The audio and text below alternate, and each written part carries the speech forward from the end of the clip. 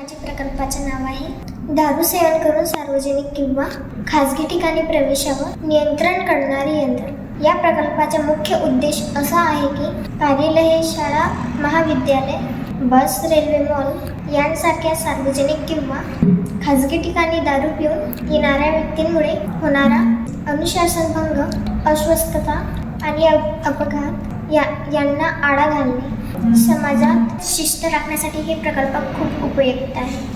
या मॉडेलमध्ये touch sensor लागलेला आहे आणि अल्कोहोल सेन्सर लागलेला आहे. जर दारू पिणारा व्यक्ती या टच सेन्सरवर टच करेल तर हा जो अल्कोहोल डिटेक्टर आहे हा डिटेक्ट करून घेणार आणि अनेकदा जे ऑफिसमध्ये थंब मशीन लागलेलं असते, थंब मशीन जर हा मॉडेल तिथे फिट केला आणि तो व्यक्ती ते टच करून याने डिटेक्ट केलं तर त्या व्यक्तीला दारच्या अंदर एंट्री नाही मिळणार.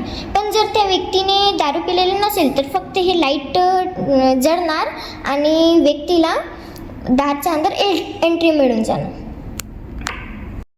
अनेक रेल्वेमध्ये, ऑफिसमध्ये, गव्हर्मेंट ऑफिस, प्रायव्हेट ऑफिसमध्ये जे कर्मचारी राहतात ते दारू पिऊन येतात आणि काम करतात.